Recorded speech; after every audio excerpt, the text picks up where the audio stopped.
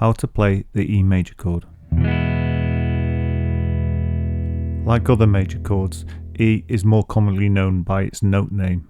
So when you see an E major chord in chord charts or guitar music, it will be referred to as simply E. So here's how to play the E major chord. First, place the first finger in the first fret of the G string.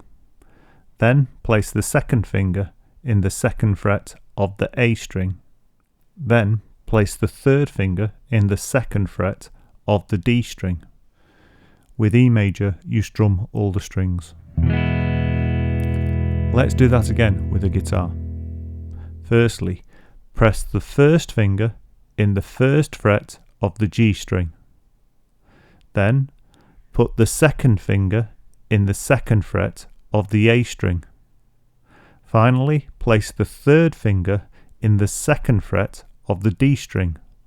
Now strum all the strings.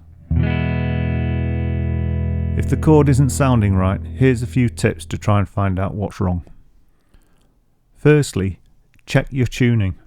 It's really important that the guitar's in tune, otherwise nothing will sound right. So check the tuning and if necessary, tune the guitar up.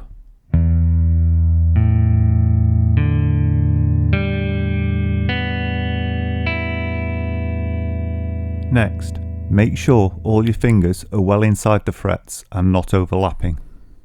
This is easily done and it will sound totally wrong if you are overlapping a fret. So just readjust them and if necessary, take them off and reapply them. If you're still having trouble finding out what's going wrong, play each note individually so you can hear which strings the problem's occurring with.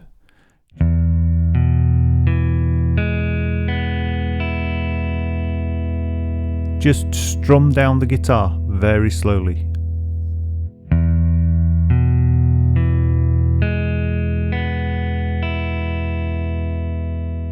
If when you play the strings individually you find you've got dead strings, this can be down to two things. Either you're not pressing the frets hard enough or the fingers are overlapping where they shouldn't. Now, if you're not pressing hard enough, this is easily resolved. Just push a little harder, get a good contact with the string. If it's an open string that's dead, you're overlapping. This means you need to bring the fingers round so you're playing just on the very tips of the fingers. This might involve moving the thumb around the back of the neck. Again, I have to emphasize the movement of the thumb around the back of the neck is really important to getting chords. So if you're really having trouble getting the chord, just keep moving the thumb around until you find the best position.